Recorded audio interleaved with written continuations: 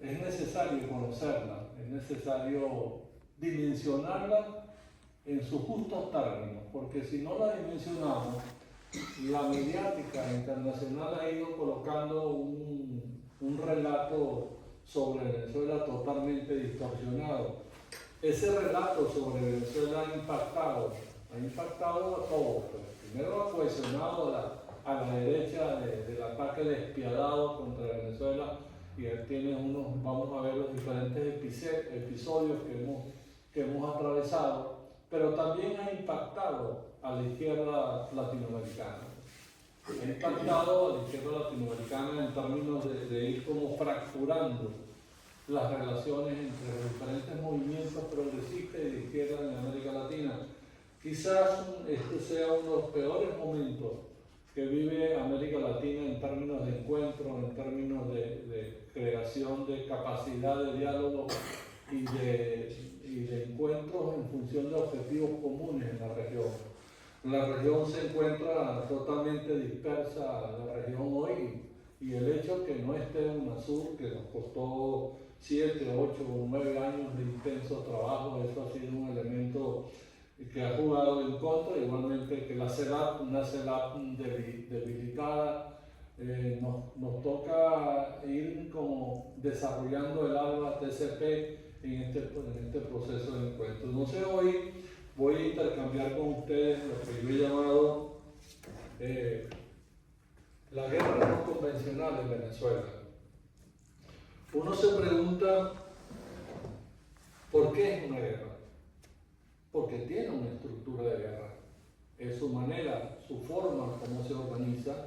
No se trata simplemente de las viejas formas de los compañeros de ataque. Tiene unas nuevas características importantes en la manera como tú vas acosando a un país, vas acosando a un modelo político, acosando a un modelo social, de tal manera que Venezuela vive una democracia acosada por agentes externos a ella, por la forma como se fue construyendo una referencia de ataque de manera permanente. La próxima, por favor.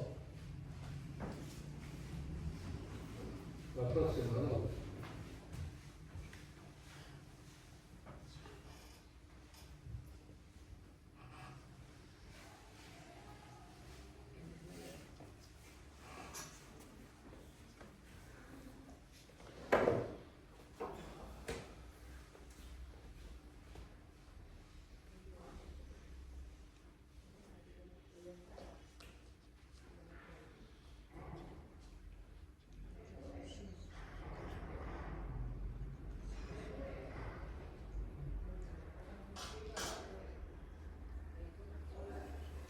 Entonces, la guerra no convencional tiene diferentes características. Ella tiene una característica que se trata de mecanismos que no son aparatajes militares de intervención de manera directa, pero sin embargo su forma y su manera hacen los objetivos de la guerra, porque la razón central es como calcomiendo, minando la base de sostenibilidad del modelo político, en este caso del modelo político venezolano. Una destrucción de las relaciones políticas territoriales del Estado venezolano, un debilitamiento del Estado, una delegitimación de las instituciones, un ataque permanente a lo que tiene que ver con el liderazgo y las instituciones venezolanas y la tranquilidad del venezolano. Entonces encontramos una capacidad de forma simultánea de ataque que lo vamos a ir encontrando en todo el recorrido del proceso bolivariano. Es decir, es un proceso de manera sistemática que ha tenido sus diferentes núcleos de intervención. En un momento determinado encontramos que el núcleo de intervención es lo económico, en otro momento el núcleo de intervención es lo social, en otro momento el núcleo de intervención son las instituciones venezolanas, en otro momento es la figura del presidente, que es lo que estamos viviendo en estos momentos. Lo vamos a ir viendo en el tiempo, la implementación de la destrucción de la base económica venezolana, del proceso de sostenibilidad económica en términos de darle factibilidad a la dinámica de reformas, de intervención, de justicia social, el debilitamiento de la capacidad económica del proceso venezolano.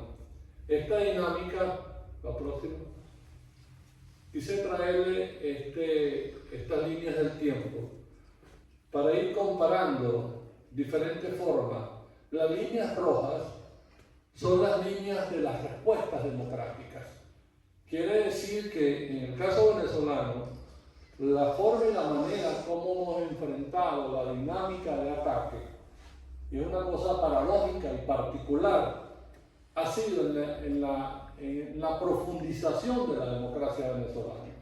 Como ustedes saben, el proceso venezolano fue razón de la democracia en lo que fue el proceso constituyente, una particularidad muy pocas veces encontrada en la historia política del país, de tal manera que el proceso revolucionario, en el caso venezolano, no fue el enfrentamiento de fuerzas en términos de luchas armadas, no, fue origen de un proceso democrático, y fue la Constitución, y fue la constituyente.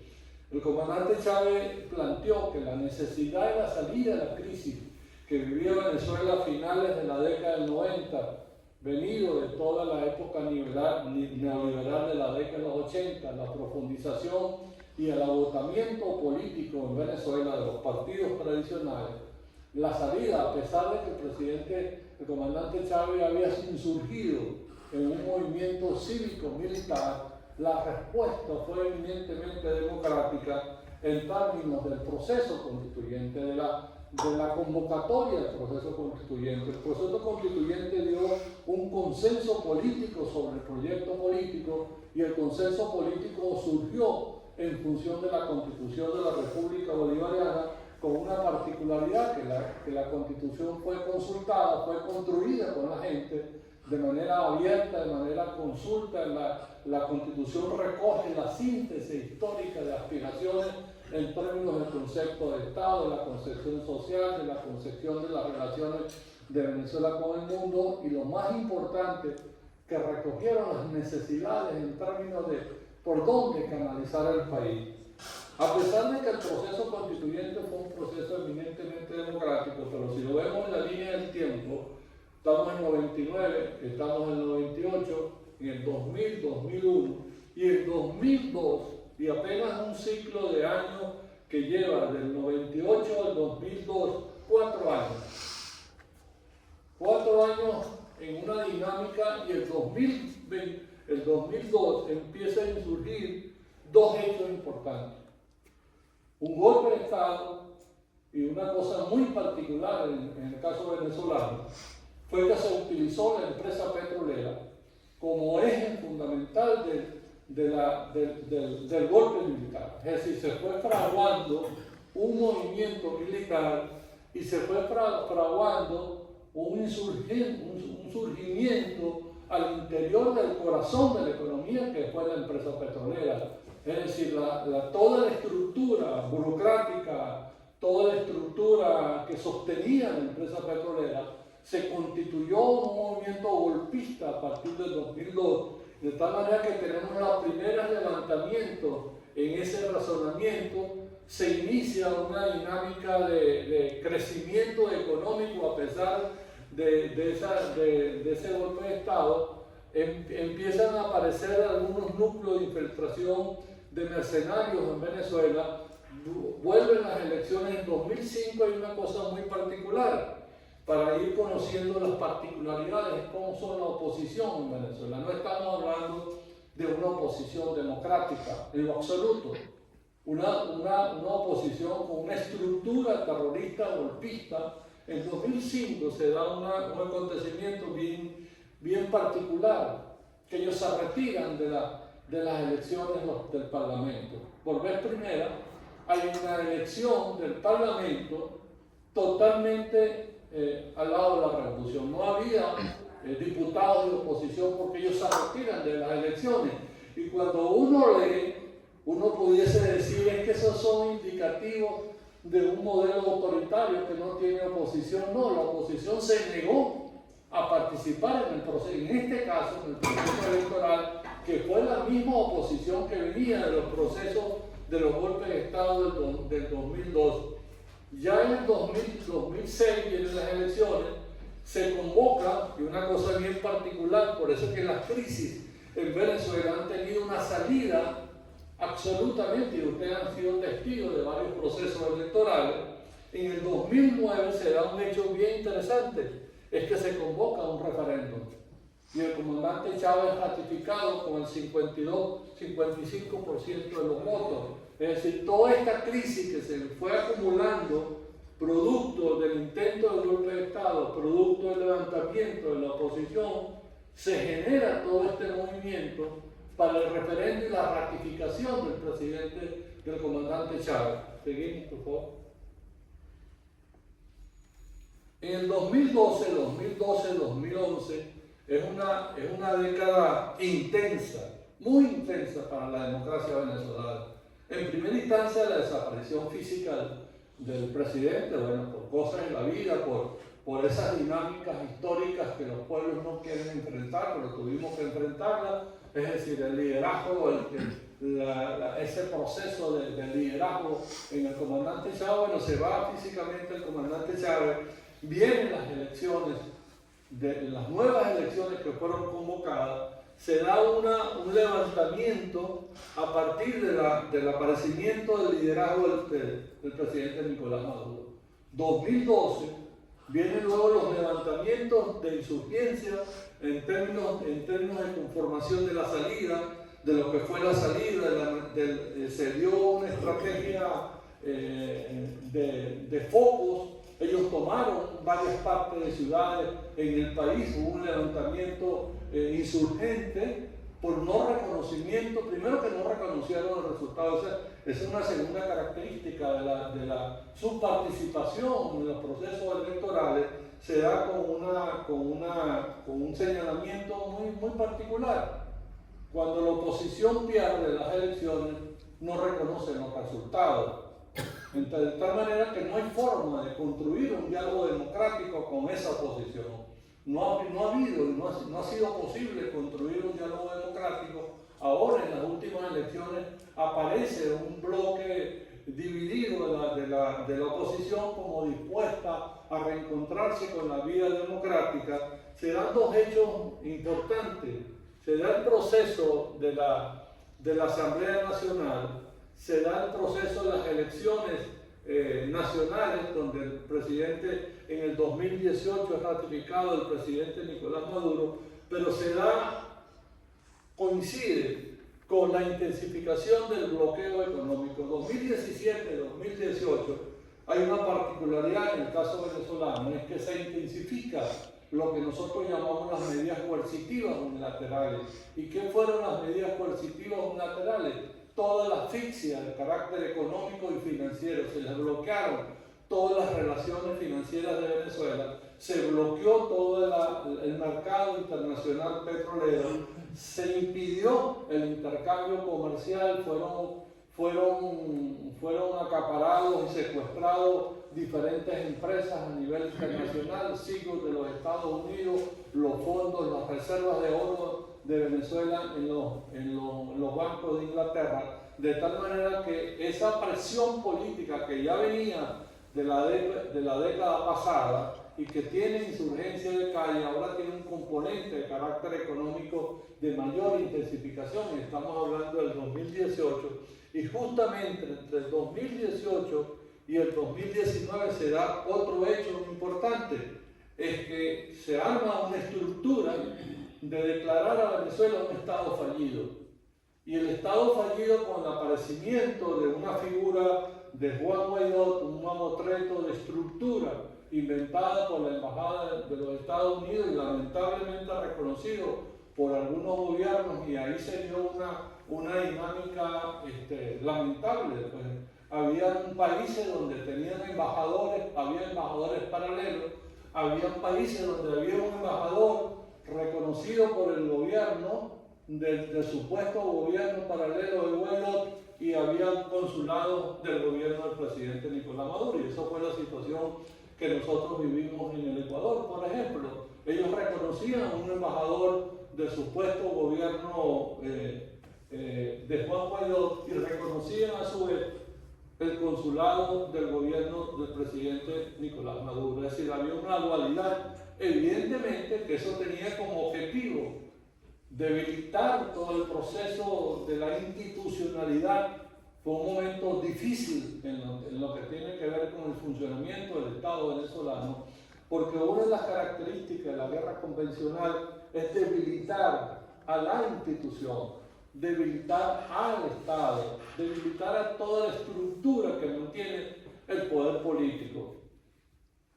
2019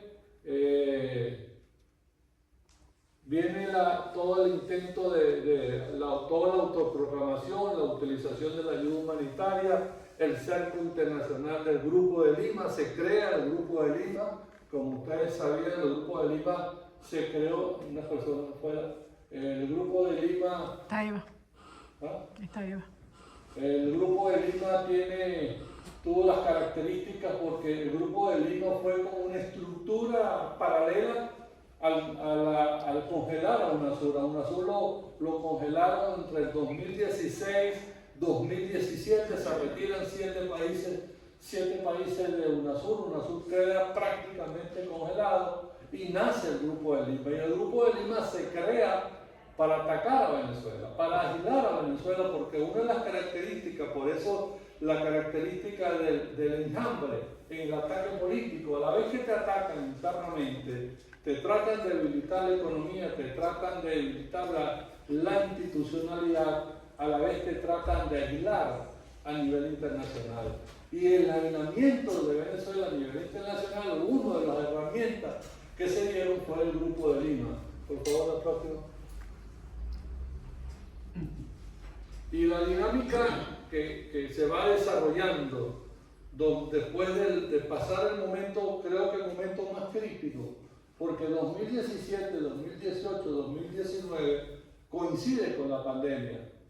Es decir, a la vez que se desarrolla la pandemia, la economía venezolana estaba golpeada por el bloqueo. Igualmente las relaciones internacionales estaban frenadas y hubo hasta dificultad en ese momento, uno de los momentos más complicados que se ha vivido, que fue el momento de la pandemia, con una situación económica, se había destruido la base económica, porque el 2019, 2020, 2021 nace un nuevo fenómeno que aparece el hecho de la migración venezolana. Venezuela había sido tradicionalmente receptora de migración, y el 2019, 2020 y 2021 empieza a haber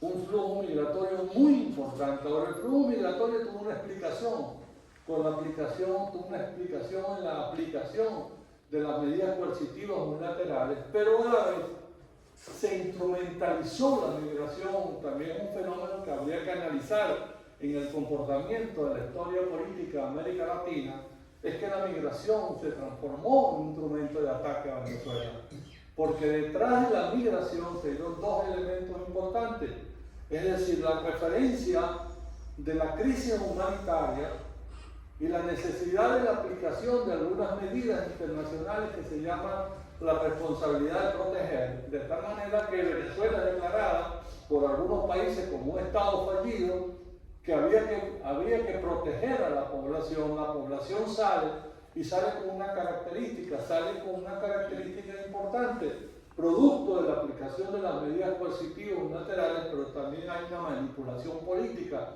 muy importante. De tal manera que el migrante venezolano no miró las razones económicas, no miró las razones de carácter político, es decir, que estaba saliendo de Venezuela por resultado de un mal gobierno político de la Revolución Bolivariana. Hay una carga emocional muy importante que lo encontramos a nivel de toda América Latina, a nivel del mundo, una carga emocional del migrante en términos de su posición política de rechazo al modelo político venezolano. Por favor. Los hechos que se van luego generando 2023, 2024, se da un aspecto que quizás ustedes estuvieron presentes. En esa dinámica de ir recuperando la vida democrática, si ustedes pueden ver que en toda la línea del tiempo, todas las líneas rojas son procesos electorales. Es decir, se han dado 33 procesos electorales. En el 2017 se dio un evento, pueden tener el anterior, por favor. En el 2017 se dio un evento, la otra, la anterior. En el 2017 hay un evento sumamente importante, es decir, en 2017 se vive la intensificación de la aplicación de las medidas, pero se da un proceso de convocatoria a la Asamblea Constituyente. Es un evento muy particular porque las asambleas constituyentes por lo regular se convocan para modificar las constituciones. En este caso se convocó el proceso constituyente de 2017 para la estabilidad política. Se da la estabilidad política en el proceso constituyente. Es decir, había un insurgimiento de violencia de calle importantísima. Y una vez que se dan las elecciones constituyentes, es como que si llegó un nuevo aire en Venezuela y se acabaron todas las manifestaciones. Lo lógico fuese que Venezuela declarara un estado de excepción, hubiese intervenciones militares. Si vemos la intensidad de los acontecimientos que se fueron dando en toda la dinámica y se han dado en la dinámica, vivimos momentos muy difíciles, muy apremiantes. Lo lógico que el Estado, para defender su propia estabilidad, levantara el estado de excepciones, declarara un estado de conmoción. En ningún momento, en el caso venezolano, las respuestas no han sido desde el punto de vista militar. Todas las respuestas, y lo vamos viendo en la próxima, durante todo el tiempo del comportamiento de estos 20, de toda la dinámica desde el punto de vista político, siempre las respuestas han sido democráticas. Siempre las respuestas han sido a la convocatoria de elecciones. Siempre las respuestas han sido referéndum. Siempre han sido, y en esta última etapa, 2024, la próxima, se da una cosa muy particular.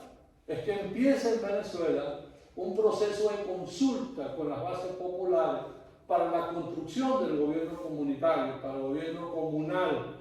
Es decir, que esa dinámica democrática que venía con la particularidad que el mismo proceso de debilitamiento, dispersión que ha hecho la oposición durante toda esta dinámica, desde el punto de vista político, o ha llamado al insurgimiento, o ha tenido la preparación en términos de golpe militar, o ha convocado la abstención. Ustedes que han participado en el proceso, hay personas allá al lado, ¿verdad? Taiga. La propia dinámica del proceso, o ha convocado a la insurgencia de calle, o ha convocado a la propia dinámica de insurgimiento. Uno se pregunta cómo convives en la democracia, o qué es el modelo democrático venezolano. Y en ese caso, a uno a veces se preocupa por la descontextualización del desconocimiento de la propia dinámica electoral venezolana. 2024, gana el presidente Nicolás Maduro. ¿Cuál fue la respuesta? La respuesta fue un proceso de calle, de violencia, la estructura de los comanditos, y en la última parte hay una lámina donde muestro el número de personas fallecidas por la violencia de calle preparada. Es decir, la respuesta de ellos en términos de la propia dinámica electoral, del desconocimiento de los resultados del 2024. Ustedes estuvieron en Venezuela, ustedes vieron el proceso democrático, estuvimos un año ahora cumpliendo del triunfo del presidente Nicolás Maduro. Después de las elecciones del 2024, la próxima, se dan otros eventos electorales. Es decir, la dinámica electoral venezolana no tiene, como que si fuese un salto, no tiene una continuidad constitucional. Tiene los tiempos constitucionales, cumplen con los tiempos constitucionales, cumplen con la obligatoriedad de la convocatoria de elecciones nacionales, parlamentarias, regionales y locales que ustedes fueron en la última parte. Producto de toda esta dinámica, en el 2024 se dio una particularidad, que se da el golpe cibernético, se infiltra el sistema automatizado del Consejo Nacional Electoral. Ustedes saben que en Venezuela los votos las votaciones están fundamentadas en la automatización, no es voto directo físico, un voto que se organiza en la estructura informática. Viene el ataque cibernético como parte del fundamento. Y en la última dinámica de lo que vivimos, la próxima, por favor. En este 2025 se juramenta el presidente y se da en la última parte de esta dinámica 2025, hay una reintensificación del ataque a Venezuela a través de una figura que es la utilización de la figura maltrecha de la acusación de un país democrático, de su presidente que se le pone precio a su cabeza. Y uno dice, ¿cuál es la finalidad de ello? Y últimamente aparecieron una información que el presidente le encontraron unos bienes en República Dominicana, donde hay toda una estructura de la posverdad, de la manipulación mediática, es decir, lo que no pudiste en toda esta dinámica de ataque, de levantamiento, de golpes militares, de aplicación de medidas coercitivas, ahora levantas un nuevo ataque mediático de la acusación de un presidente, de la acusación de las instituciones venezolanas a través de una figura maltrecha del narcotráfico. Es decir, eso no tiene absolutamente ningún sustento. Pero si usted ve en la mediática y la gravedad de las acusaciones, de la forma y la manera como va expandiendo una información y va creando la figura de la crisis venezolana, de la crisis moral venezolana, de la crisis ética venezolana, evidentemente que hace mucho daño, pero forma parte de todo este ataque de manera permanente en toda esta década. Y ya para ir en la próxima, en esta última etapa tuvimos también que vivir y enfrentar toda la crisis de la migración venezolana. La vivimos, la enfrentamos, entonces, de tal manera que la migración fue instrumentalizada como un elemento de xenofobia, de ataque fascista desde los Estados Unidos. Ustedes vieron los episodios de los 250 venezolanos que fueron a las cárceles de El Salvador, luego la recuperación que hicimos de los venezolanos que estuvieron secuestrados en El Salvador, de la violación de los derechos humanos, y tal como lo discutió nuestro embajador en el Consejo de los Derechos Humanos, pues todo esto pasó y ninguna institución que tiene que ver, llámese la OIM, llámese el Consejo de Derechos Humanos, dijo algo sobre la aberración, lo aberrante de hasta dónde llega la política de los Estados Unidos, hasta dónde es capaz de llegar desde el punto de vista humanitario y desde el punto de vista del reconocimiento de los derechos humanos. Lo próximo. Digámoslo. Los ataques han sido en diferentes campos, ya lo vimos desde el punto de vista económico, social, pero quería mostrarles una cifra. Se da en lo internacional, se da en lo nacional, se da este proceso de esta lámina. Estos fueron los resultados de la violencia del 2024. La violencia que se dio en el proceso electoral. En julio, el 28 de julio y todos los 2 días continuos, toda la circunstancia de los heridos, los fallecidos, y esta fue la violencia de calle que se preparó. Y esta ha sido la manera, y uno se pregunta, ¿cómo se defiende el Estado frente a ello? ¿Cómo responde el Estado? El Estado tiene que responder con la ley. El Estado tiene que responder con la administración de justicia, pero el Estado tiene que responder. Es decir, no estamos hablando de una discusión democrática, no. Estamos hablando de una estructura de violencia organizada y armada. Y en estos momentos, producto de las acusaciones de la participación, de la supuesta participación en los carteles del tráfico de drogas, ha incentivado el aparecimiento de nuevas fuerzas al interno de Venezuela, desde el punto de vista para insurgir en contra del orden establecido. Entonces tienes que responder, tienes que administrar justicia, pero esas son las realidades. Estas son las realidades venezolanas, en términos de los resultados, en términos de la propia dinámica. Y uno se pregunta ya en la última lámina, aquí está la aplicación de las medidas, 1042 medidas, las medidas coercitivas. Estas medidas tienen características económicas, sociales, culturales. Nosotros no podemos hacer transacciones internacionales en estos momentos porque estamos bloqueados. A nosotros nos secuestraron los depósitos de oro en Inglaterra. A nosotros se nos robó una empresa muy importante, Sigurd, en Venezuela, con una gran capacidad de refinamiento del petróleo pesado. Es decir, fueron 1042 medidas coercitivas unilaterales. Nosotros no tenemos, Venezuela no tiene la capacidad de hacer intercambios comerciales y financieros como hace todo país para consolidar sus economías.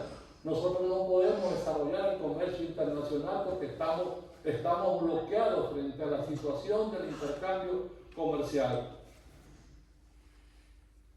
Ahora, ¿cómo hemos respondido? Hemos respondido con democracia. No se nos puede acusar, y ahí la necesidad de la profundización, no se nos puede acusar, no se nos debería acusar de ser un gobierno autoritario. Si las respuestas están ahí, la dinámica de estudiar las circunstancias venezolanas, la particularidad de las circunstancias siempre han sido respuestas democráticas. Característica número 1. Característica número 2. Siempre las respuestas han estado en función de la paz, en función de la cordialidad, en función de la convocatoria al diálogo político, en razón de la convocatoria al entendimiento político. La paz tiene un elemento característico fundamental, que la paz da estabilidad. No hay manera de superar, de recuperar las condiciones económicas, sociales en Venezuela si no hay paz. Y hemos logrado pacificar el país. Ahora, en un proceso de constante lucha. ¿Por qué constante lucha? Porque siempre en toda la dinámica de la línea del tiempo siempre van a aparecer grupos terroristas insurgentes apoyados, financiados a nivel internacional. La tercera característica que tiene que ver con la defensa de la soberanía. El valor de la soberanía en sus dos elementos. Primero, la soberanía popular, la soberanía del pueblo, la soberanía del proceso de participación en la dinámica de la democracia participativa y protagónica, la soberanía popular, la soberanía nacional como elemento importante frente a la injerencia internacional. El cuarto elemento tiene que ver con la unión cívico-militar, nacional y policial. Ha sido, si uno une de dónde está y dónde ha estado la capacidad de resistencia venezolana, está en la estructura de coherencia cívico-militar con la coherencia popular de participación y de la propia estructura democrática. Es decir, si uno une las tres fuerzas fundamentales que tienen que ver con la propia fuerza democrática, de esa democracia directa, participativa, con la fuerza de la organización social, unido a la capacidad de la estructura cívico-militar policial. Y hay que entender el modelo venezolano para poder entender la profundidad de lo que ellos representan. No estamos hablando, y uno se encuentra a veces afirmaciones, es decir, que estamos al frente encontré un libro reciente que decía que el modelo venezolano es el modelo del caudillismo antiguo militar, en lo absoluto, Y tiene que ver con esa propia dinámica de la manera como se va organizando el sistema político. El otro elemento importante es la necesidad siempre de convocar el diálogo nacional.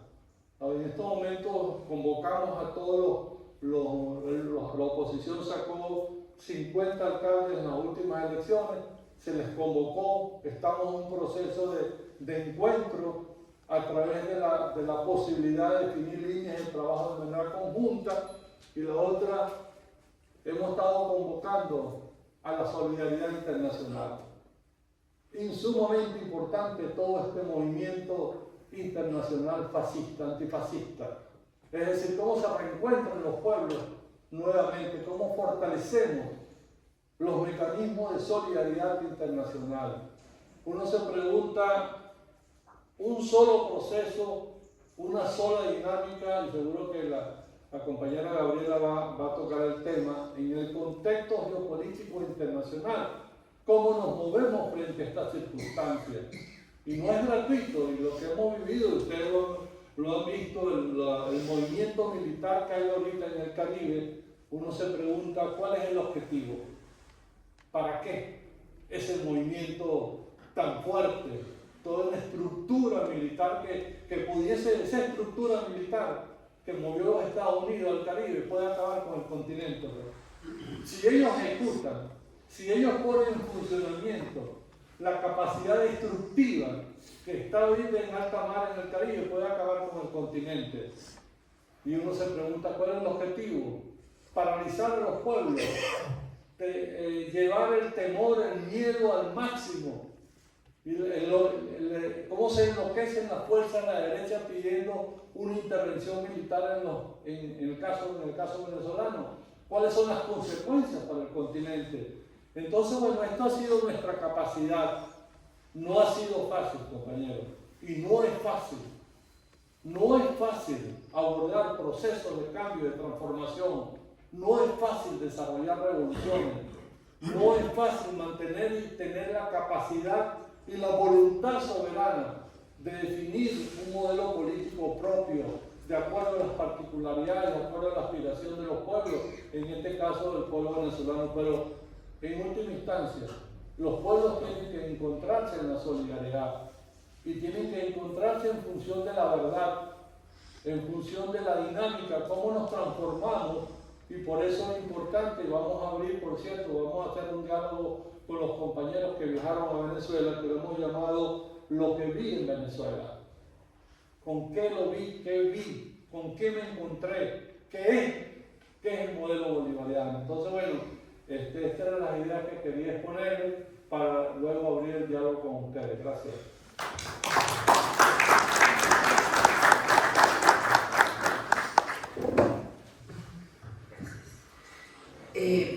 Bueno, quería hablar un poco de la generalidad, perdón, en la voz no me pasa nada, simplemente que no sé por qué está tomando un poco de gripe, no sé. Pero quería hablar de ese mundo que rodea a Venezuela. Quería hablar de esa región que rodea a Venezuela y la situación de hoy y que nos rodea a todos. Y este conflicto, esta guerra no convencional, que no es contra Venezuela, es contra todos, es contra la región en general. Tiene el epicentro en Venezuela, sin lugar a dudas, el epicentro está allí.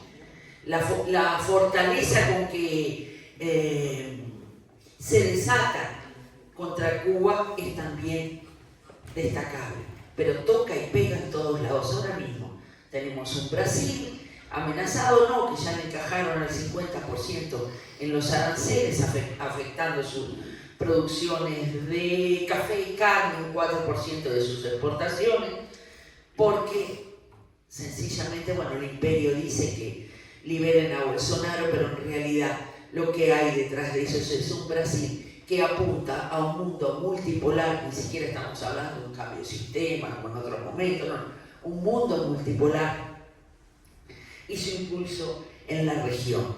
Nada que no le guste correrse un poquito más allá del discurso oficial del imperio, de los nuevos poderes económicos, de las nuevas formas de capital que pululan hoy en día, dominados. Esto tiene que ver con el cambio de época, estas nuevas formas, no solo el narcocapital, sino el capital comunicacional, narcocapital que tiene mucho que ver con los movimientos en América Latina y los movimientos políticos en sus presiones, pero que al igual que el capital comunicacional, los 7 magníficos, etcétera, etcétera, tiene su centro, su lugar donde es dinamizado, donde funciona fuertemente el mercado en que se mueve y vive y del cual vive en el imperio, y no solo en el imperio norteamericano, sino en los países europeos también y los países de economías fuertes. No es por estos lados donde se teje esas grandes transnacionales, unas más sórdidas, las otras famosas y que han pululado en la última crisis. Cuando venía para acá pensaba también en un concepto que había mencionado recientemente en Caracas en comparación con las figuras de Artigas y de Bolívar, ¿verdad? El concepto de la pública felicidad artiguista, sinónimo, porque cuando uno lo estudia es prácticamente lo mismo que el concepto de la suprema felicidad bolivariana, concepto colectivo, social, muy lejos del individualismo imperante en estas épocas de avance de estas formas específicas de capital, que las vuelvo a mencionar, capital comunicacional, porque tienen que ver mucho con estas guerras híbridas, que no van solo, repito, contra Venezuela, pero repito también que allí se da el epicentro de la contradicción, y por las razones históricas que ya enumeró el cónsul. O sea, van contra estas formas individualistas imperantes, contra las distintas instituciones y los distintos poderes que en definitiva terminan subdividiéndonos en 20.000 pedazos. Y las características centrales, que era una de las cosas que quería marcar acá del cambio de época, ese cambio de época que lo oímos mencionar por ahí, bueno, ¿qué es? Que tiene en el fondo, porque tiene que ver con estas formas de violencia diferente que se están dando, con estas formas de guerras en definitiva contra los pueblos, guerras más clasistas no puede haber que estas mismas que se están mencionando. Y dentro de esas características centrales del cambio de época, como decíamos, el establecimiento de nuevas formas de capital que entran en escena ya como eje de acumulación mundial. Y a partir del cual giran incluso las demás formas de poder económico, las otras formas de capital. Es la sustitución del poder central del capital financiero, de épocas de los 90, ¿verdad? La globalización financiera, etcétera, etcétera, por estas nuevas formas, o al menos compartiendo con ellas el mundo. Y más allá de, como les decía, lo geográfico del sórdido y corrupto narcocapital, que también está tomando dimensiones nuevas allí en el corazón del imperio, porque se habla de las dimensiones que tocan en estos lados de la tierra, pero en estos lados del mundo, pero las que están conformándose allí son brutales. Pero más allá de eso es el capital comunicacional que luego de las crisis del 18, 19 al 20, 22, crisis económica, que se agudizó con la pandemia y en ese marco adquirió un poder inusitado. Y como tal, es parte sustancial de esta guerra híbrida contra Venezuela y contra todo aquel o aquella definición que se corra un poquito de sus designios. No mucho, con un poquito alcanza. Es esa necesidad de amedrentar constantemente y en definitiva esto roza al menos con la definición de fascismo. O al menos expresiones fascistas, como se decía, o se dice también. Es capaz de tirar abajo gobiernos. Es capaz, lo vimos en Bolivia, los golpes de Estado y en otros lados. Acá mismo, con toda la guerra mediática durante las elecciones, apenas ganó la izquierda en segunda vuelta.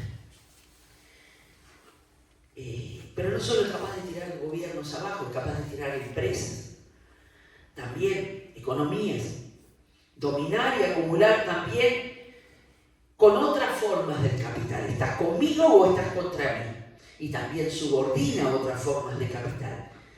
Tiene esas posibilidades de dominio de masas, de trabajar sobre nuestras conciencias, es el dominio de los sentidos por encima de la razón.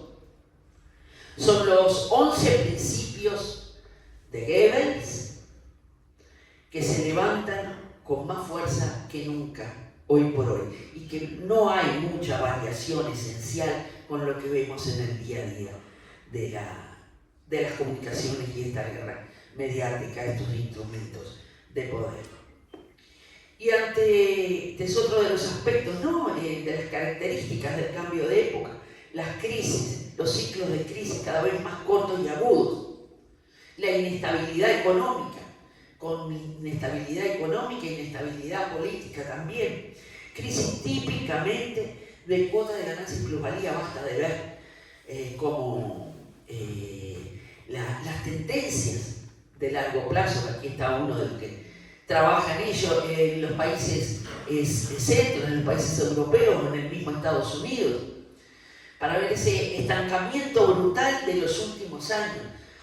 Cuando hablamos de amenaza al sistema, antes pensábamos porque era el campo socialista o Rusia o la Unión Soviética. No, la amenaza del sistema. También en aquella época, tal vez no lo vimos o lejos en la historia no lo quisimos ver. También en aquella época, y viene demostrado con la crisis del 29 al 33, la amenaza del sistema fue la amenaza en la tasa de ganancia, en la tasa de plusvalía. Ese es el objetivo, el leitmotiv de existencia del propio sistema. Y bueno, de la misma manera que aquello terminó, aquella época, en aquella brutal crisis, luego procesos fascistas, Segunda Guerra Mundial, etcétera, etcétera. Hoy por hoy el sistema mundo entero se muestra sumamente belicista, sumamente resbaladizo, una incertidumbre total, siempre, o sea, se mueve la incertidumbre, pero la de estos tiempos, la verdad que he superado otros.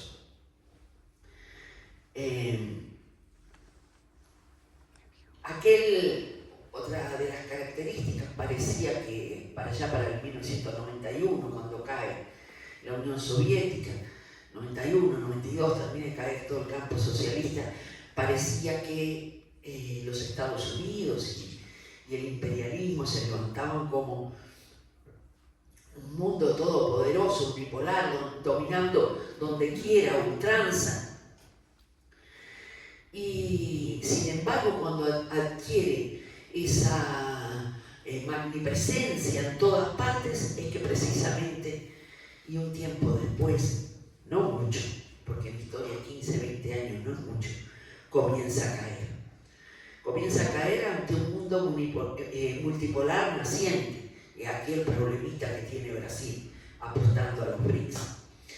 Ante la caída del dólar, que notoriamente va dejando espacios en la comercialización y reservas mundiales, realmente ver también la tendencia de las reservas, que creo que en 2010, si eran el 70%, estoy diciendo la memoria porque no tengo aquí el gráfico, eran el 70% de las reservas internacionales y ya a esta altura ha caído al 52, 54% en muy pocos años.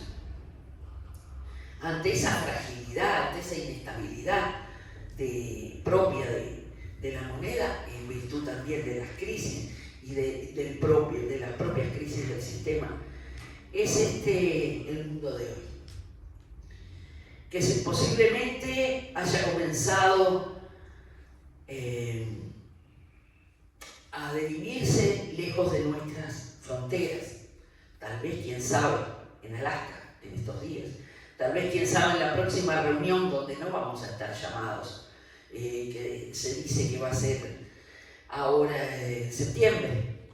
No solo Estados Unidos y Rusia, sino también China. Es este tiempo que nos hace también pensar en aquel Fidel de 1959, como citaba el embajador cubano en estos días, hablando aquí en este país y hablaba o reflexionaba sobre la infelicidad que sentirían nuestros próceres, volviendo a la idea de pública felicidad que mencionábamos al inicio, al ver esta patria grande tan dividida y tan lejana, tan pulverizada en múltiples pueblos en momentos que más unidad necesitan. En muchos casos no logran, de nuestros pueblos, no logran siquiera la unidad y la fuerza interna suficiente como para llevar cambios estructurales importantes a la interna misma de sus propios países, como dijera el pensador que mencionábamos, Celso Furtado, el brasilero, ¿no? La necesidad del apoyo popular gigantesco o importantísimo para que estos pueblos puedan cambiar, nuestros pueblos puedan cambiar ciertas estructuras. Eso no se está viendo, la debilidad de la segunda ola progresista, como es conocido. Esto en medio de las nuevas formas dominantes de capital, como decíamos, el capital comunicacional, sus redes, y pueblos cada vez más débiles o debilitados, más bien, en el devenir de los acontecimientos. Y cuando uno habla de pueblos debilitados, recuerda también aquel búlgaro Jorge Dimitrov cuando hablaba del fascismo y del fascismo dependiente, y esa era una de sus causas de existencia y surgimiento, porque de igual manera que se resiste y surgen procesos progresistas o con intención socialista o socialistas, como el caso que estaba hablando aquí, el caso de Venezuela. De igual manera también surgen y resurgen en este marco global los fascismos latentes, los subfascismos, al decir de Humberto Eco, aquí en la región. O en cada uno también de nuestros países, serán un 10% cuando van a votar, un 8% de acuerdo a la votación, pero aquí también existen, no es solamente ahí al lado con Milei. Estos son los tiempos y de alguna manera el hecho de que las definiciones se tomen con soberanía marcaría tiempos de paz en el continente, pero no lo estamos viendo. La sumisión solo agudizará contradicciones y dejará que América Latina pase a ser territorio de conflicto en conflicto. No hay más camino que la unidad y los tiempos se están acortando. Por acá lo dejo.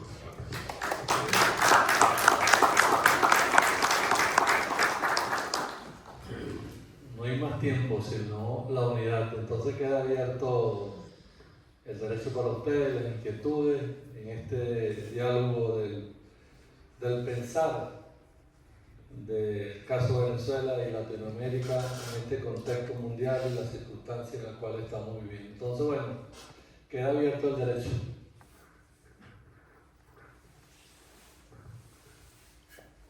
Bueno, sí.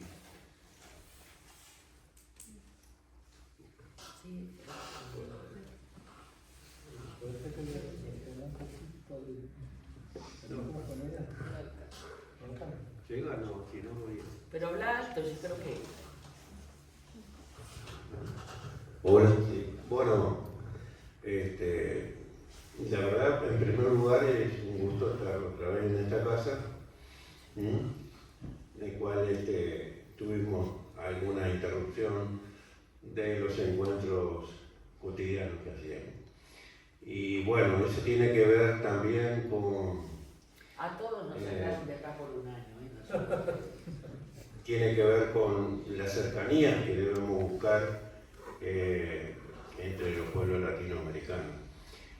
Yo soy de una generación en la cual la continentalidad de la lucha es un principio ineludible, en el cual siempre supimos que los procesos soberanos y en caminos, sobre todo hacia el socialismo, que como definíamos claramente en aquella época, no era posible de conquistarse plenamente sin una unidad latinoamericana.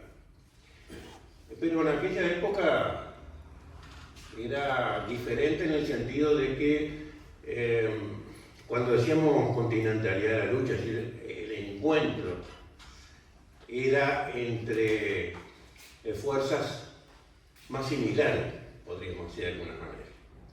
Las crisis después y las experiencias de izquierda, progresista, etcétera, conformó todo un núcleo más disperso, en el cual hoy nos encontramos y muchas veces tenemos que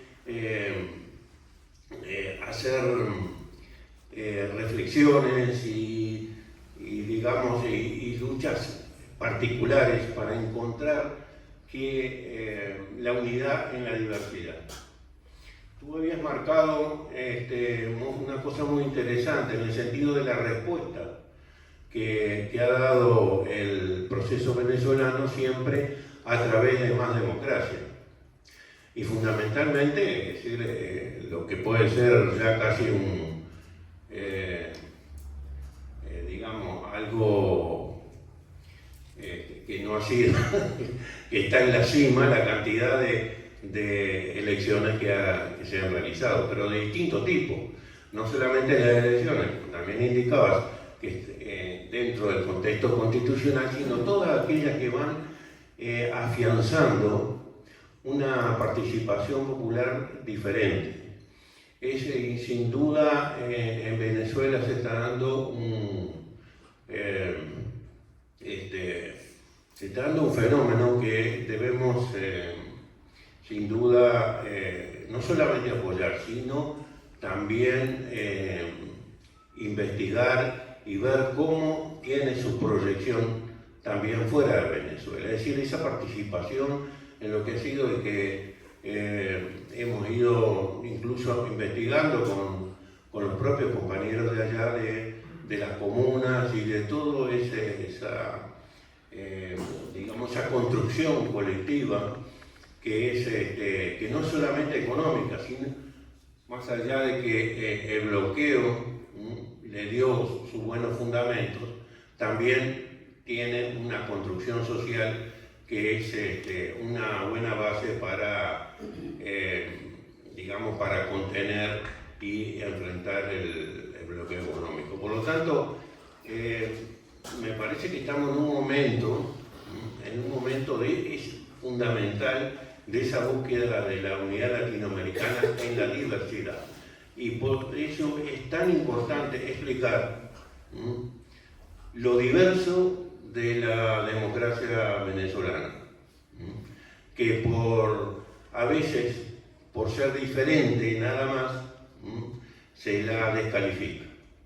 Y yo creo que ahí es donde tenemos que encontrar muchos puntos en común para que, digamos, desde todo lado del continente seamos sostén de esta experiencia que sin duda es tan importante que, es decir, el propio imperialismo le está dando la importancia a ese experimento, ¿sí?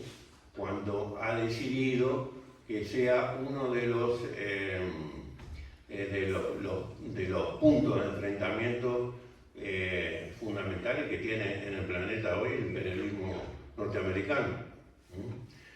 Pero también está el otro lado, y que me ha sorprendido gratamente, y es el encuentro en Venezuela y con el proceso venezolano de una solidaridad no solo continental, planetaria. Es decir, cuando estamos allá encontramos Asia, África, América Latina, el propio continente norteamericano, etcétera, está allí con experiencias y con reflexiones solidarias acerca de lo que está pasando en Venezuela, y por lo tanto eso es lo que da digamos, esperanza de continuidad y, bueno, y de ejemplo para todo el continente.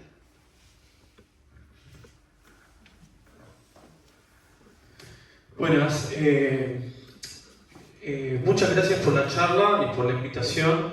Claramente una cosa que se mostró es cómo Venezuela fue uno de los países pioneros o que primeramente enfrentó lo que hoy en día estamos viendo más pronunciado en todo el continente y en todo el mundo, que es la reacción fascista, ¿no? Y no solo ha podido resistir, cosa que otros países progresistas no han sabido resistir o no hemos sabido resistir, sino que también pudo construir solidaridad internacional y pudo construir espacios de diálogo internacional.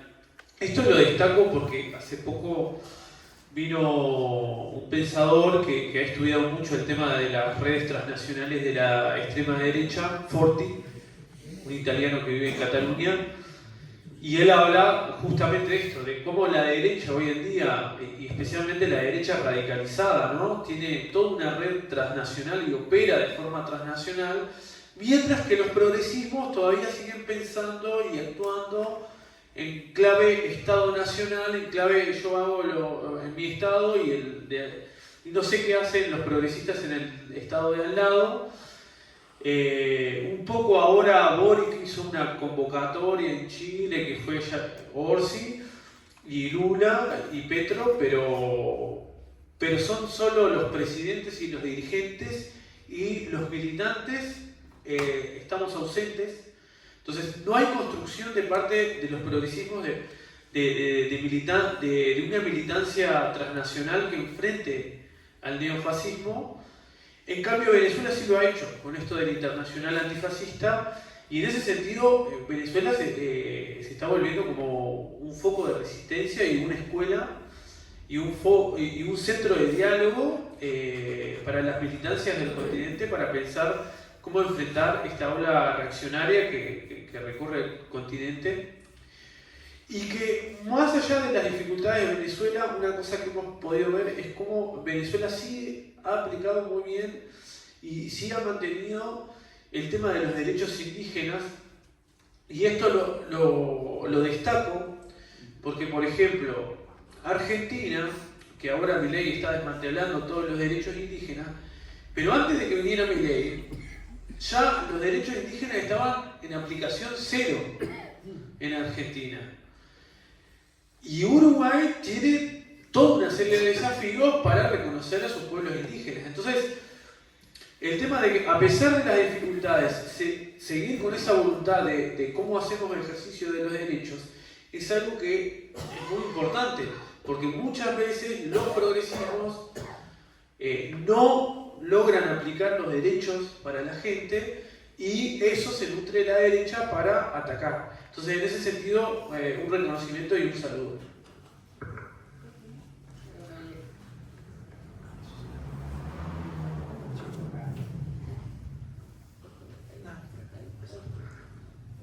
Bueno, buenas tardes. Es realmente una satisfacción volver acá a la embajada, después de un paréntesis, y encontrarme con compañeros, estar presente con compañeros de la Internacional Antifascista Capítulo Uruguay.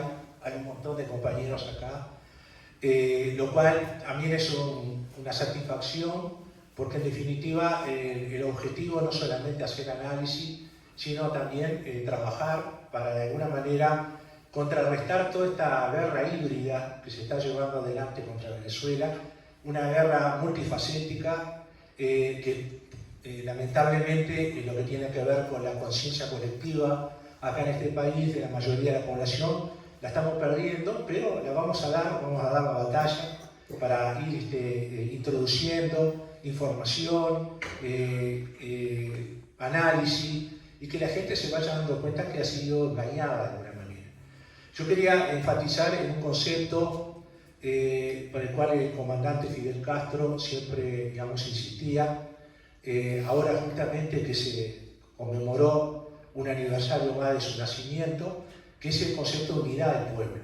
El concepto de unidad del pueblo es un concepto que se construye, no es un concepto que se impone, sino que es un producto, en definitiva, de una transmisión, de una convicción de parte, de los colectivos que se integran el pueblo y del propio pueblo, acerca de la necesidad de unirse en la diversidad, porque es una unidad en la diversidad. Ya compañeros hablaron un poco de eso, y yo digo que es muy importante porque el poder imperialista y el poder, los poderes dominantes, trabaja siempre para tratar de desunir, lo vemos todos los días, ¿no? Cuando un trabajador lucha, por ejemplo, muchas veces vemos que la prensa, la gran prensa, lo que hace es colocar a ese trabajador contra otro trabajador, ¿no? Hay ejemplos todos los días. Se trata de colocar un pueblo contra otro, y en definitiva, en esas rendijas que se van creando, el imperialismo trabaja también para, en definitiva, buscar el punto débil para poder golpear. Yo creo que eso es muy importante, porque un pueblo puede estar sometido a las más terribles bloqueos, ataques, etcétera, etcétera, pero mientras logra mantener esa unidad, construir esa manera, tiene todas las posibilidades de triunfar, ¿no? Estamos pensando, por ejemplo, en lo que está pasando con el pueblo de Gaza, con el pueblo de Palestina, y cómo, por ejemplo, las distintas formaciones del pueblo palestino que están combatiendo, realmente combatiendo, ¿no? Más allá de toda su diversidad, tratan de mantener la unidad y la mantienen en la lucha. En Gaza, por ejemplo, todas las formaciones están peleando juntas en este momento. Entonces es muy importante esa unidad operante, ¿no? Que se pueda llegar a crear. Creo que, en definitiva, hay acontecimientos graves que están ocurriendo, ¿no? Yo estaba pensando, por ejemplo, en estos días en todos los decomisos que ha hecho el gobierno bolivariano, todas las armas que se han encontrado en distintos lugares, la conspiración. No he podido evitar pensar, por ejemplo, en lo que pasó en Nicaragua cuando triunfaron los sandinistas y la guerra que se desató, ¿no? Los mercenarios, ¿no? Y yo creo que lo que me alegra, sobre todo, es que encuentro que el gobierno bolivariano está muy alerta, ¿no? Está muy anticipando los movimientos de toda esta gente, ¿no? Y en definitiva, yo creo que en esa capacidad de aprender de otro proceso histórico, ¿no? De saberse defender, que no solamente es defenderse en el terreno militar, es sobre todo mantener la unidad del pueblo, tener una estrategia sumamente hábil, no dejarse hilar, en definitiva. Yo creo que en ese sentido es lo que más nos despierta confianza en que el gobierno y el pueblo bolivariano saldrán adelante. ¿Alguna otra persona?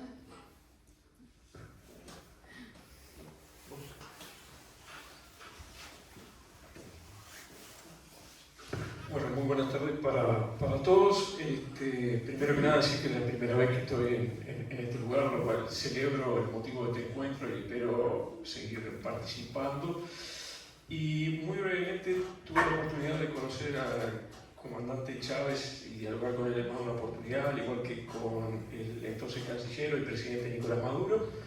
Y siempre me quedé con que la comunicación, que tal vez, y este tipo de encuentros facilita el poder compartir información a la cual uno accede en estos encuentros, pero lo que me parece muy importante en la comunicación también es contrarrestar esa hegemonía que existe en el plano internacional, como decía el compañero, referido a la organización para defender estas revoluciones, su continuidad, y que puedan difundirse en todo el mundo, algo que evidentemente hoy en día no está ocurriendo de la forma que a nosotros nos gusta y que tenemos que conducir en esa comunicación, en el compartir también todos estos encuentros y lo que uno aprende en ellos. Así que celebro, acompaño el proceso venezolano y bueno, estamos para estar participando aquí en Uruguay.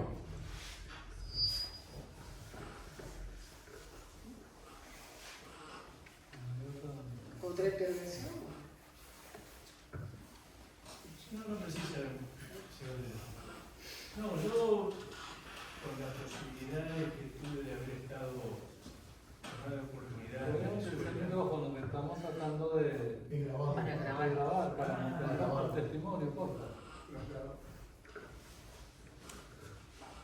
hacer cortito, ¿no? Primero, bueno, como todos los compañeros han dicho, la oportunidad de estar nuevamente en esta casa y que sea el puntapié inicial para las relaciones normales nuevamente con Venezuela.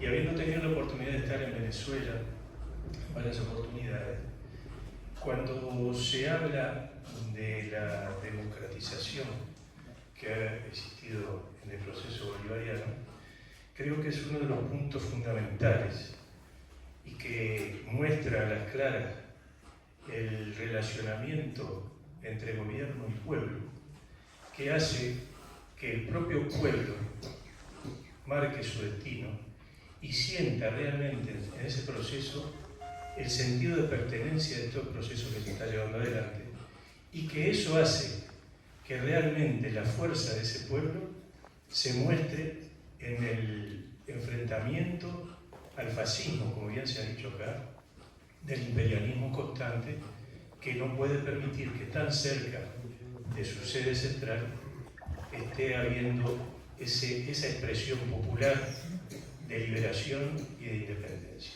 Creo que el sentido de pertenencia de ese proceso del pueblo venezolano, junto a su gobierno y sus fuerzas armadas, que interpretan perfectamente el sentir de ese pueblo. Creo que ahí está el centro de la resistencia de ese pueblo frente a los embates imperialistas. Quería hacer simplemente ese aporte.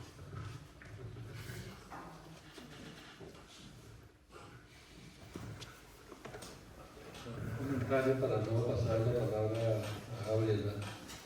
Fíjense que lo primero que debemos hacer, o continuar haciendo, mejor dicho, es ir profundizando los niveles de cercanía y de confianza. Y la cercanía y la confianza tiene que ver con la verdad. Esto es una lucha por la verdad. ¿La verdad de qué? La verdad de los procesos. Como decía Gabriela, no solamente es Venezuela la que está en el epicentro de la guerra no convencional. Es todo aquello que rompa con las estructuras de dominación, ya sean países, ya sean movimientos, ya sean personas.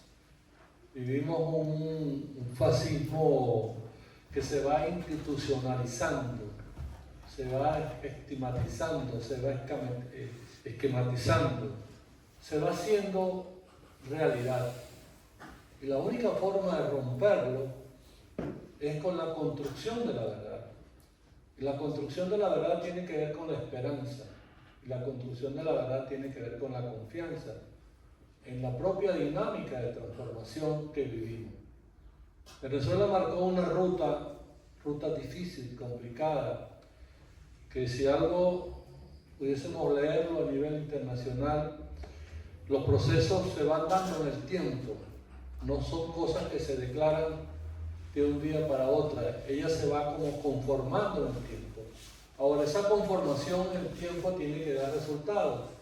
Y justamente uno de los elementos que decía el compañero, hay un punto esencial en la guerra no convencional, que es donde, lo decía alguien, dónde está el punto débil para atacar. Ellos dieron con varios puntos. Uno de los puntos era romper la base de prosperidad económica. Había que romper los avances sociales en Venezuela. Había que romper la prosperidad, la justicia, las políticas universales, porque esa prosperidad, eso es lo que te estaba vislumbrando, la construcción de una sociedad que estaba rompiendo con el viejo capitalismo. Y justamente el núcleo central a destruir, hubo varios núcleos, pero uno de los núcleos centrales era romper el núcleo de prosperidad económica. Y estamos hablando del 2022, 2021. Queridos amigos, llegó un momento en que Venezuela no había con qué comer, no había con qué pagar el salario a las personas, no había gasolina. El 94% de los ingresos se vinieron abajo. Trump dijo una frase que ellos esperaban que en el 2022 el sistema se caía. Y se caía porque su base económica había hecho crisis. Entonces el núcleo, uno de los núcleos, fue el núcleo económico. Pero el núcleo económico no anduvo solo. El otro núcleo que había que atacar era el núcleo de la legitimidad institucional. La legitimidad de las instituciones venezolanas. Si uno se pone a evaluar dónde está el peor daño del ataque al presidente Nicolás Maduro, es en la persona, pero es en la institución del presidente de la República, no es cualquier cosa. Que el presidente se le ponga valor de su cabeza. Entonces es a la institucionalidad, es decir, yo te destrozo la economía y yo te destrozo la institucionalidad ¿de qué? Del Estado, de las instituciones venezolanas. Y esa dinámica debería conducirte a que el modelo democrático venezolano, como han dicho ustedes, se viniera abajo. Se viniera abajo porque no tenía base de sostenibilidad. Entonces, la dinámica de entender el proceso venezolano, es necesario entender la capacidad de resistencia del pueblo venezolano, la capacidad de resistencia de sus instituciones, la claridad desde el punto de vista del liderazgo. Pero ustedes decían una cosa muy importante: esto, sin una dinámica internacional de solidaridad, no es posible sostenerla. La sostenibilidad venezolana, aparte de sus fuerzas internas de democracia, de participación, de unión, de los que han visto ustedes, necesitamos de la solidaridad internacional. Me gusta este concepto de la red transnacional, de la militancia transnacional, el viejo debate del internacionalismo proletario, el viejo debate del comunismo internacional, el viejo debate de los encuentros, pero tiene que darse sobre un nivel de transparencia en el debate, de claridad en el debate. Y en esa claridad y en esa transparencia es importante, por eso me parece la próxima actividad que vamos a desarrollar, lo que vi en Venezuela, es importante que invitemos a otras personas que no han ido a Venezuela, que tienen una posición crítica frente a Venezuela, porque uno de los elementos de la manipulación del relato es que te instala una imagen y te instala una categorización, la imagen que Venezuela es autoritaria, que Venezuela no es democrática, que en Venezuela no se respetan los derechos humanos, que en Venezuela hay una crisis social. Esa imagen quedó instalada en la opinión de muchos movimientos de amigos y no amigos, pero en definitiva del mundo progresista. Entonces, reencontrarse en el diálogo. Por eso es importante esta actividad que vamos a hacer. Lo que vi en Venezuela es sumamente dinámico, importante. Y otro elemento que me quiero referir, que ustedes decían, que Gabriela también lo indicaba, de la unidad latinoamericana. ¿Cómo reencontrarse con la unidad latinoamericana? Me tocó vivir durante 7 años en UNASUR. Me tocó ayudar a construir a UNASUR. Estuve 7 años en Ecuador construyendo, ayudando desde la Secretaría General de UNASUR, desde el movimiento político, de darle consistencia técnica a toda aquella estructura. Lo vivimos, lo pensamos, es decir, aquella capacidad de diálogo de los presidentes, independientemente de eso que decían ustedes de la unidad dentro de la diversidad, UNASUR lo vivió. Podía haber diversidad de opinión, pero había unidad de criterio frente a temas fundamentales. Frente a temas fundamentales, por ejemplo, el tema de defensa, que era un tabú discutirlo sin los Estados Unidos. El Consejo de Defensa Suramericano fue capaz de discutir sobre las tesis de la defensa, de la seguridad suramericana, todo el proceso de los niveles de confianza. Vivimos momentos complicados con las bases militares en Colombia y UNASUR fue capaz de crear un espacio de diálogo y de encuentro alrededor de ese debate. Por lo tanto, sobre la unidad es un tema complejo. Un tema complejo porque se perdieron algunos mecanismos importantes de la construcción de la unidad dentro de la diversidad. Se han convocado a algunos países, a algunos presidentes, porque tiene que ser una convocatoria abierta. Tiene que haber un reencuentro. Lula hizo un esfuerzo importante hace 2-3 años con una nueva convocatoria de UNASUR para reencontrarse en una agenda de integración. Ahí quedó una agenda, que era la agenda de los movimientos sociales. Yo siempre lo he dicho en la reflexión de UNASUR, una de las debilidades fue que no fuimos capaces de construir una estructura del encuentro de los movimientos sociales alrededor de UNASUR. UNASUR fue una estructura gubernamental importantísima, con grandes valores, con grandes logros, con grandes aciertos, pero aquella estructura estaba montada sobre los gobiernos. El Consejo de UNASUR, el Foro de Participación de UNASUR, no tuvo la independencia suficiente para crear una institucionalidad de la integración. Por lo tanto, creo que el momento es oportuno, a partir de todas estas reuniones del antifascismo, pero movimientos oportunos, de cómo los movimientos, las capacidades de los movimientos sociales se reencuentran en la unidad. ¿Qué mecanismo puede ser? ¿Qué dinámica puede ser donde lo que ustedes decían, la unidad dentro de la diversidad? ¿Qué fórmula o qué método construimos para las convocatorias? En términos del encuentro, en términos del diálogo, en términos de los debates políticos importantes, más allá de los relatos construidos o prejuiciados sobre el comportamiento de la política a nivel de Sudamérica. Pero es la agenda, no hay otra agenda. Es la agenda y estoy de acuerdo que podemos ir avanzando, podemos ir innovando. Puede ser un movimiento cultural importante, puede ser en lo social, una búsqueda de lo social en términos de respuesta, puede ser en términos de intercambio económico dentro de los países y los pueblos, pero es parte de la agenda. Entonces, me parece sumamente importante ir encontrando algunas fórmulas, algunas maneras de ir volviéndose a darle vida a la agenda de la integración.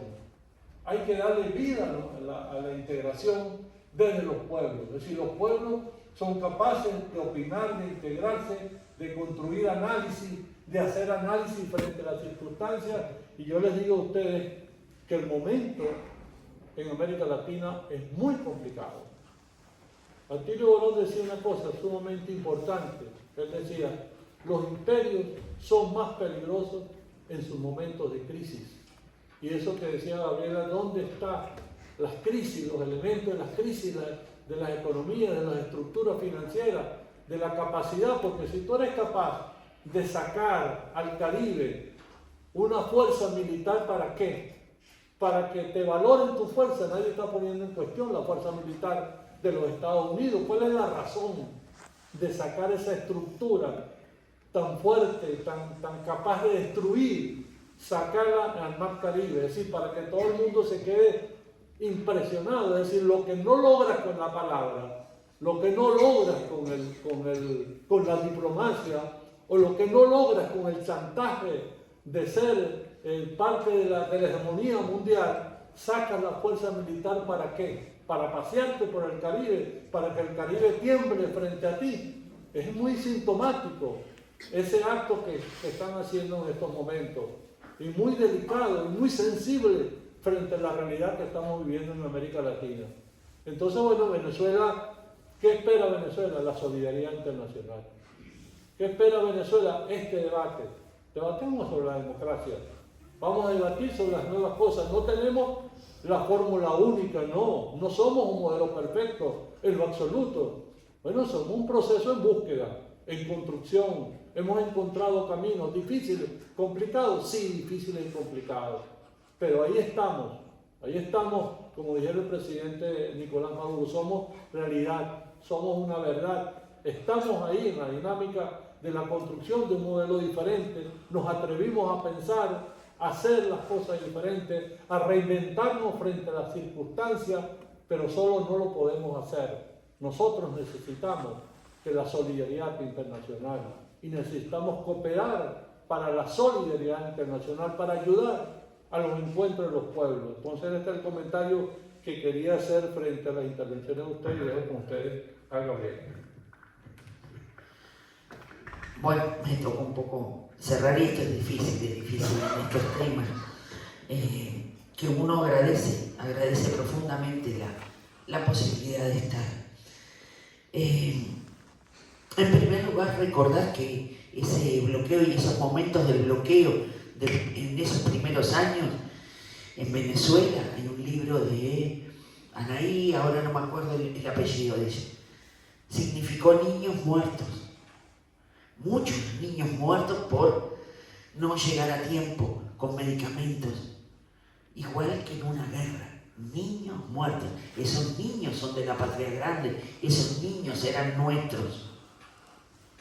Entonces, a veces hablamos de muchas cosas y las cosas pasan aquí al lado y no las vemos. Cuando hablaba Martín y el otro compañero aquí,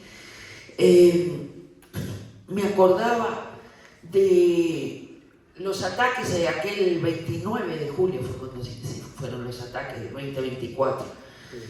Qué simbólicos, ¿no? Cuando arrastraron la estatua, y no sería una estatua, seguramente mucho más que ello, del cacique, que se llamaba Guaipuro. Junto a la estatua de Chávez, ¿verdad? Junto a aquellos dos femicidios brutales, porque el fascismo es patriarcal también, la forma en que asesinaron a esas mujeres. Y las voces que se levantaron fueron muy pocas. Voces levantadas por aquel indio arrastrado por las calles, porque fue eso. Fueron pueblos originarios en algo que uno dice, bueno, una estatua de bronce. No, era mucho más que eso, y no por gusto fue eso. Es cuando se escucha y se oye que el fascismo ataca a las organizaciones feministas, a los pueblos originarios, a las organizaciones del pueblo en general, las organizaciones de izquierda, y nos agrupa, cosa que nosotros no estamos en un enemigo único. Ahí estaba, en un solo día, prácticamente en una sola noche pasó eso.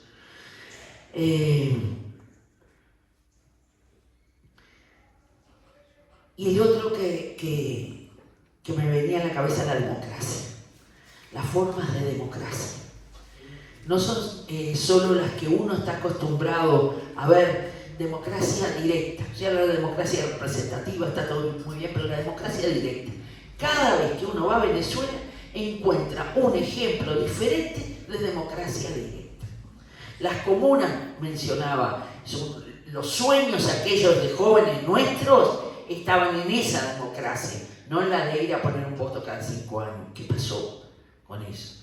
Esa democracia, pero además ahora, por ejemplo, cuando fui esta vez, otro de nuestros sueños, la democracia expresada en organizaciones obreras que se llaman CTPP, algo de eso, no me acuerdo bien la sigla, que tienen que ver, o sea, los obreros organizados, no solo el sindicato por un lado con sus demandas, pero en estas otras organizaciones para intervenir directamente en el proceso productivo, para romper la enajenación con el producto de su trabajo.